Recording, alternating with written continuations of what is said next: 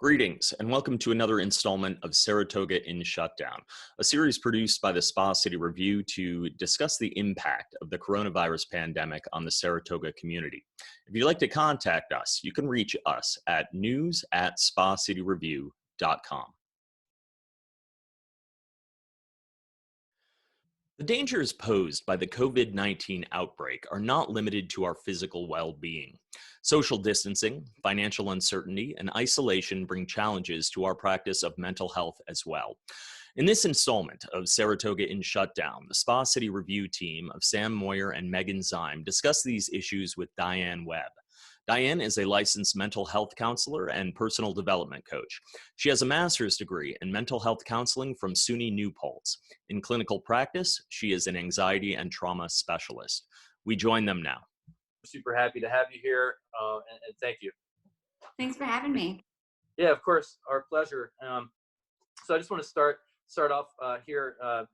Could you just take a second to kind of introduce yourself, talk about your background in mental health, and how would you best describe your work at the present moment?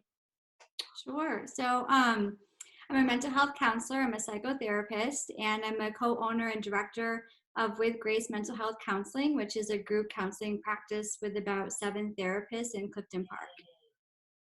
Diane, how has your business been affected by this pandemic?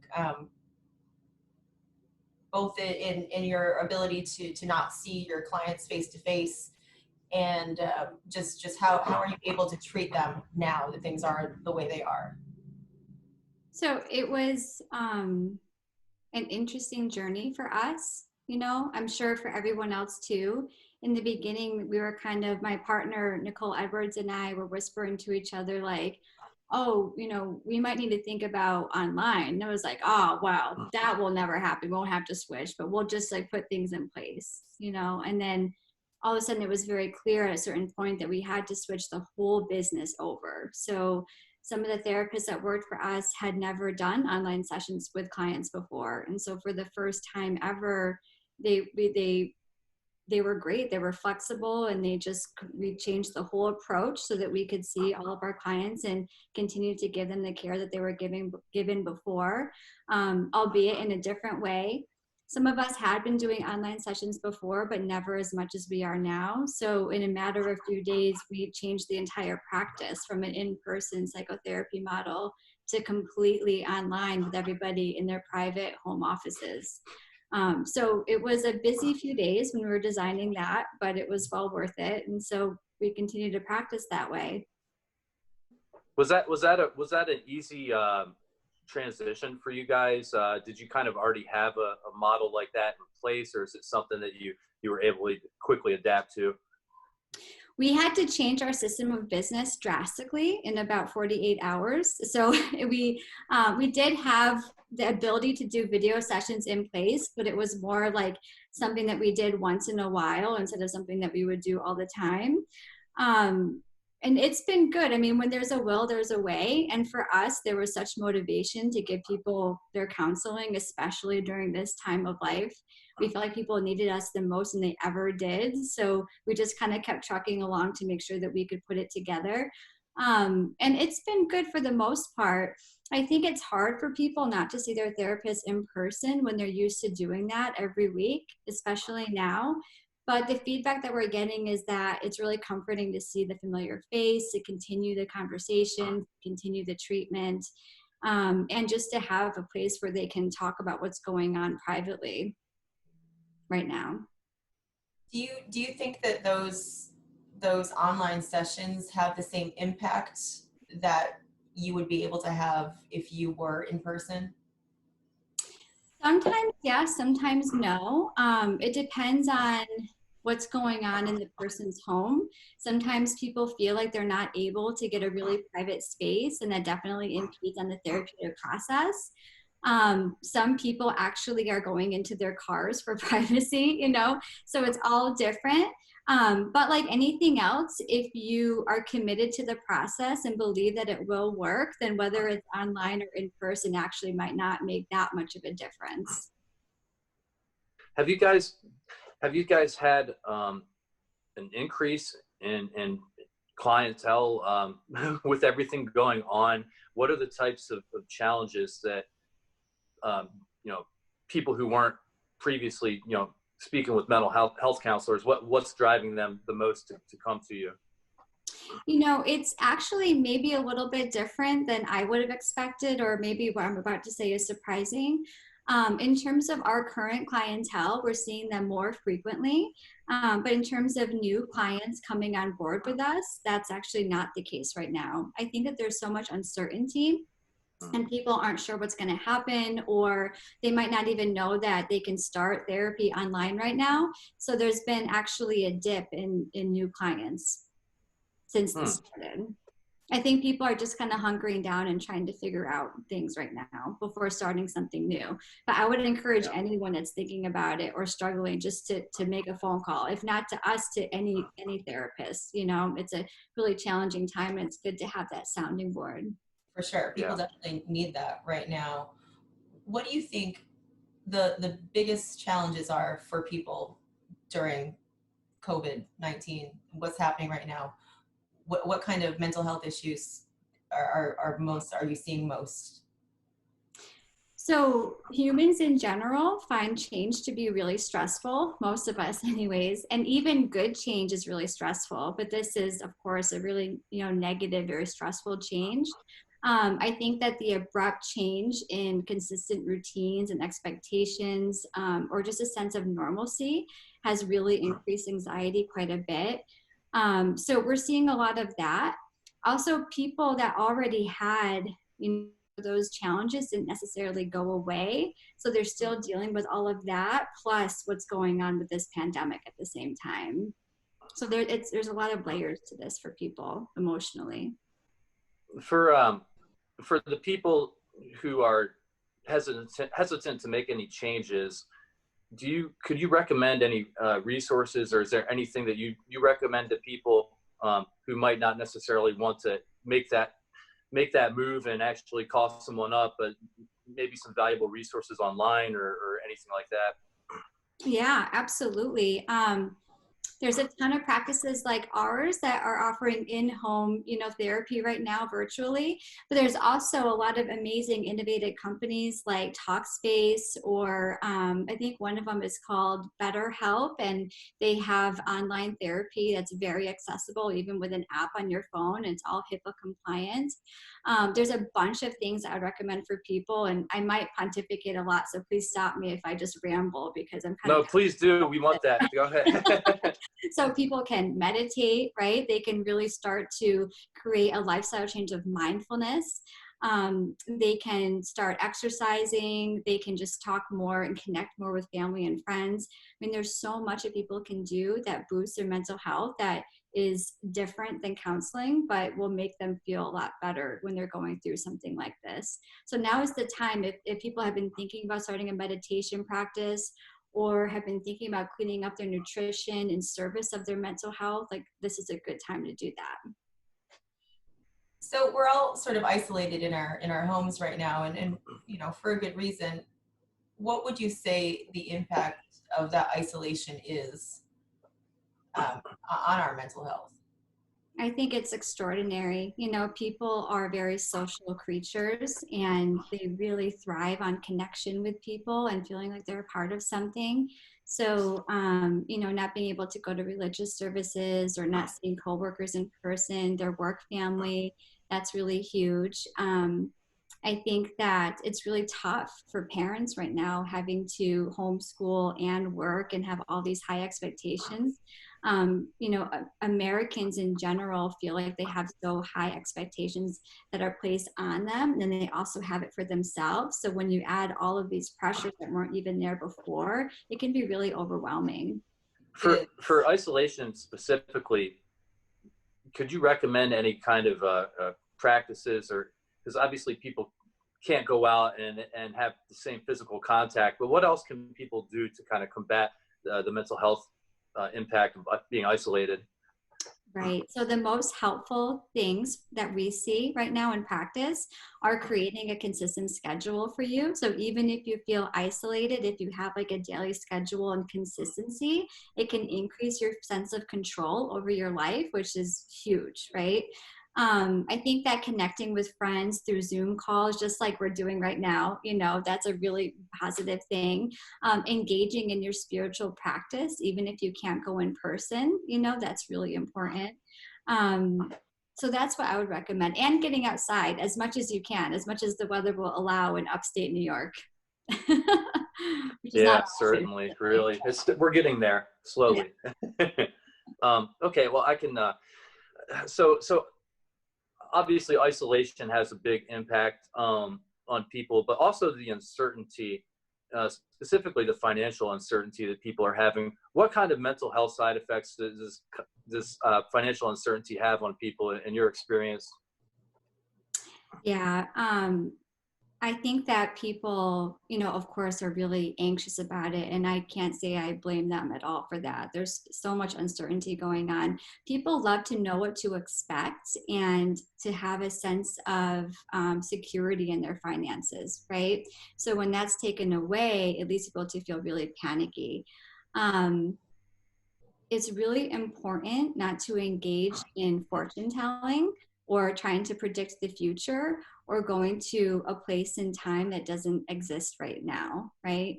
So one thing that many of us do is we go down rabbit holes in our mind, like, I'm drinking this water, and then all of a sudden I'm thinking about a time and place where water isn't going to be available to me, but that's not happening right now.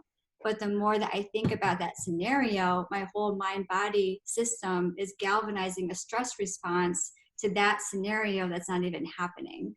So as much as possible, it's so important to bring your mind back to the here and now and today, and not going to a place and time that doesn't exist in the future. And that includes financially. Now, that said, that might be something that people need to work towards. So just because I say that doesn't mean that someone is going to flick a switch and all of a sudden not go to worst case scenario in their mind. But I would say try to practice not doing that. Try to notice when your mind is going to that worst case scenario spot and then reel yourself back to the here and now. And maybe even just focusing on something simple like your breath coming in and out to get back to the here and now. Definitely. So just to follow up on that a little bit, do you think that is it somewhere in between the worst case scenario and the best case scenario? Because it's probably also not useful to assume the best case scenario either. Right. Just because you'll probably set yourself up for failure that way. Could you expound on that just a little bit?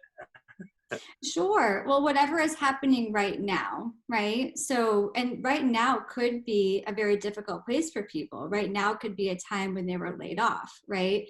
But let's say that, when you're thinking about what's going to happen next month or 6 months from now, try to say, what is my situation today? And what do I need to do today to meet this challenge, instead of going into that future space where you're just not sure.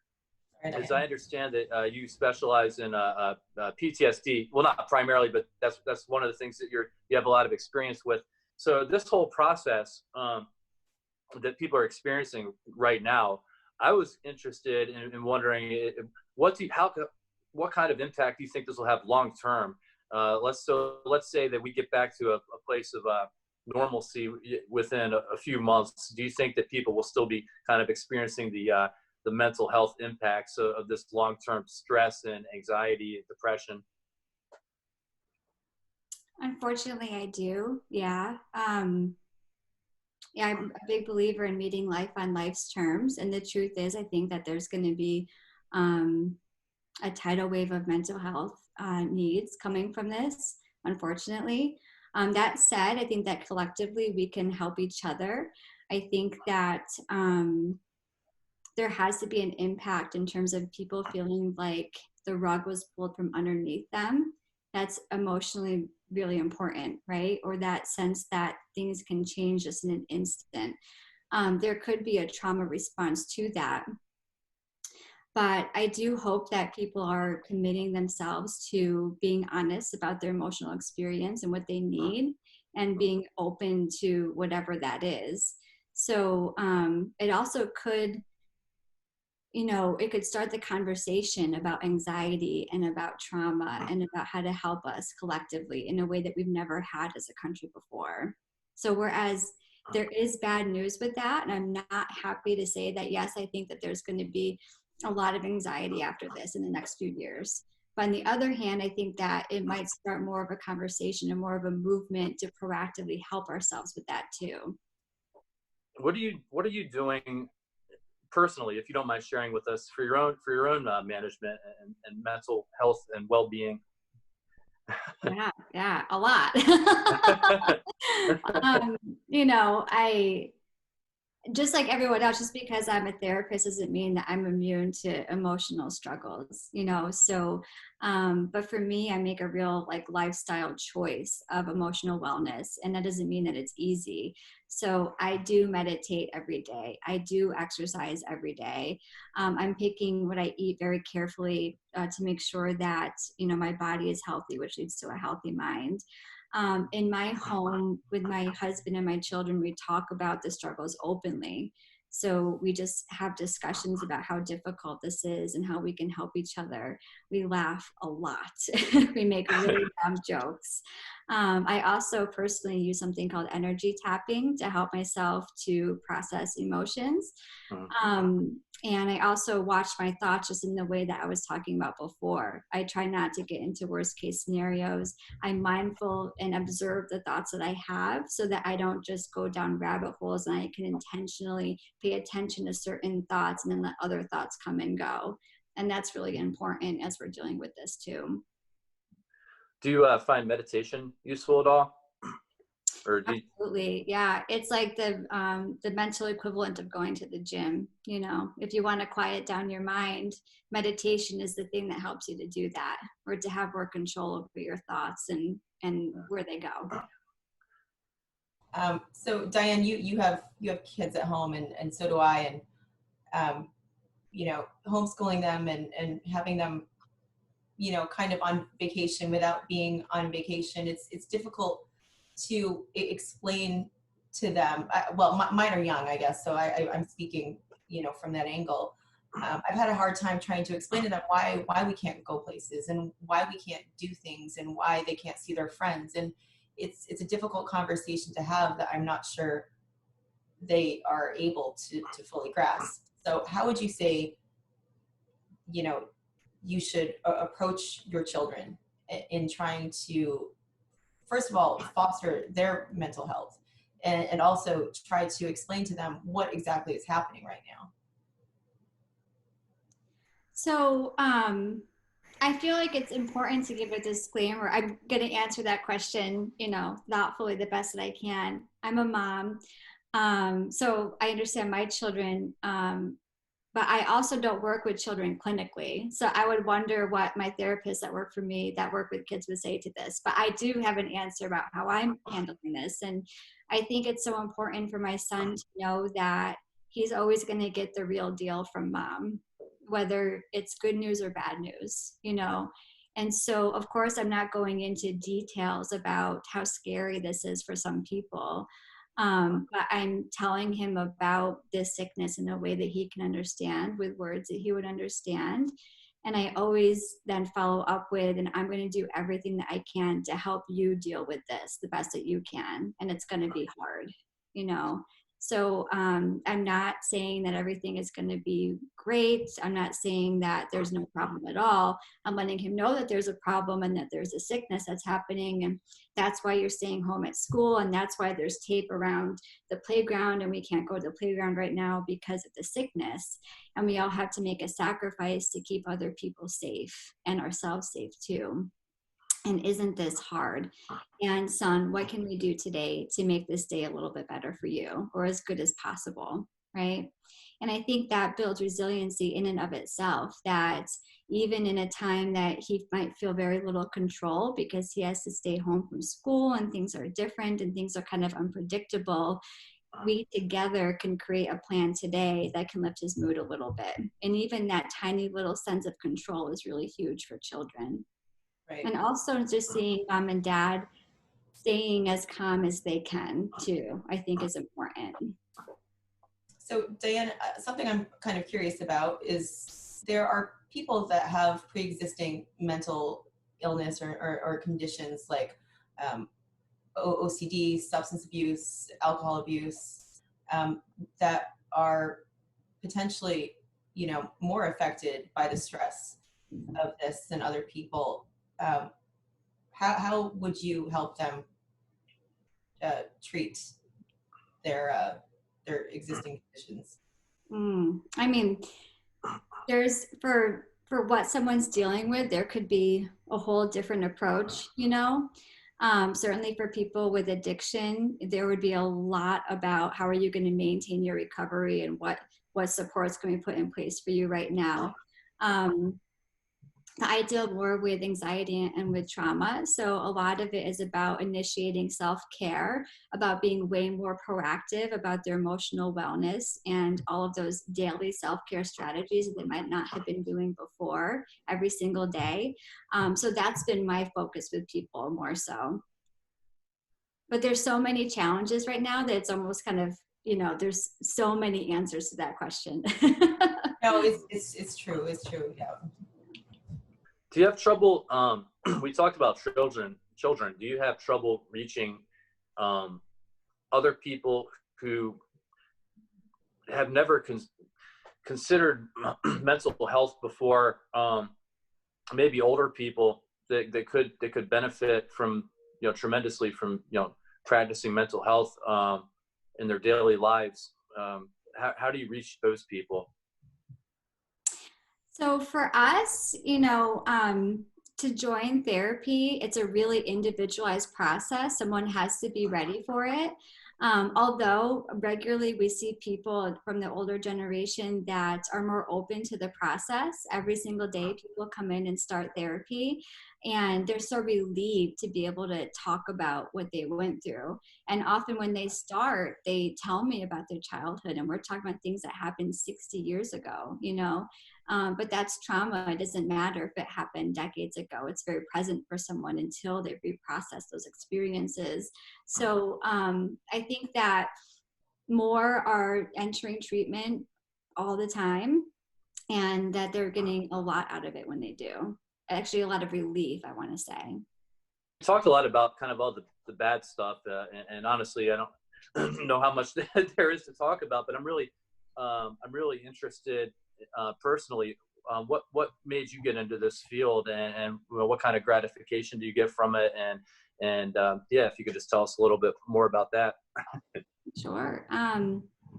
So I wanted to help people. I didn't really know as a 19-year-old kid like what that really meant, but I knew I wanted to be in the helping field in some way. So I just was interested in psychology, and so I picked psychology, and then I decided, okay, well, I'm gonna try this counseling thing. And it really, I want to say it was this profound, thoughtful decision, but I can't really, it's something that I kind of tripped and fell into almost. And then when I started to study counseling, I immediately had mentors that were trauma therapists, and I started to do some volunteer work with the Red Cross and some disaster relief. And one thing led to another, and I just really find trauma therapy really gratifying. People really get better. It's an honor to help people with such very real struggles in their lives. And so I love it. I'm happy that I stumbled into it kind of haphazardly. And just something else I'm interested in, your peers, other people in your field right now, what do you think are your biggest challenges, just as an industry? Are certain practices having more success reaching other people more so than other people? Actually, in terms of my peers, I have never been more impressed and more proud of fellow therapists. They are, definitely meeting the need to serve at the moment. They are being so innovative and changing their practices. They're being more flexible than I've ever seen. And they're just rising to the occasion. I would say the biggest challenge right now are insurance companies that might not necessarily be cooperating in the way that we would want or expect. In this time where social distancing is so important for the safety of everybody, some insurance companies are actually refusing to reimburse for telehealth sessions. And some of them just told us recently too. So that's been really unfortunate and really disheartening to see. What happens in instances like that? So what happens for the people that might, struggle to afford therapy or don't have insurance? I mean, is there a resource in place for people that really do need some sort of guidance or, counseling and can't afford it? Right. Well, the good news is that most insurance companies, including Medicaid, are actually, on board with telehealth and reimbursing. CDPHP actually specifically has decided to not have their people pay any co-pays or their deductibles while this crisis is happening. So they have no out-of-pocket expenses for any of their mental health services right now, which is beautiful and amazing, right? But unfortunately, some of the insurance companies, even when the client has a long-standing relationship with the therapist and the therapist is even on panel with them, are saying that they won't cover virtual sessions with the counselor. So as you can see across the board, it varies differently. So that has been a struggle in my field specifically right now. What resources are out there for someone to look locally for this kind of help, and what kind of considerations would you advise people to take before they choose a doctor? Sure. So what I would say is that, if they want to use their insurance, they could always just call their insurance company directly to find a whole list of therapists that are on panel for them. But I think actually more important is the relationship that you build with the therapist. You really should like that person and feel comfortable. It kind of sounds like obvious to say it out loud, but it's so important. And I always encourage people to actually shop around. Don't just pick a therapist because they're available, right? And if you don't even like going, that might be a sign to look around and to, try different therapists to really find that good fit for you. I'm curious about what the transition will be like for you, if and when, or well, not if, I suppose, at whatever point, we start to return to some kind of normalcy. How do you anticipate that transition being for you and your clients? There's going to be a lot of relief, I think. Some of my clients, well, most of them are so thankful that we have online sessions right now. And just to see each other, even if it's through a screen, is so good for all of us, to see those familiar faces and to continue those important conversations and that relationship. I think that I would really like to be intentional about how we bring people back into the practice and what that's going to look like. I doubt that it's going to be like an all or nothing approach. So I see some of us coming back into the office maybe a couple times a week, and then gradually increasing the amount of people that we see in person over time. We're probably going to have people that are struggling the most and are healthy, of course, come into the office first, and then bring people in as the need arises, but that's probably going to be the next challenge. Like that first one was to create the new service of delivery online, and then the next one is going to be a method of bringing everybody back in, that's thoughtful and makes sense. Okay, so Diane, if somebody wanted to contact you and your practice personally, how would they go about doing that? Sure. So email is the best way to reach me. And my email address is diane@gracemhc.com. Great. Thank you very much. Well, I definitely appreciate you coming on, and I feel like I learned some things, and we look forward to talking to you in the future, hopefully under better circumstances. So thank you. So good to be here. Thanks for having me. Yeah. Thank you, Diane.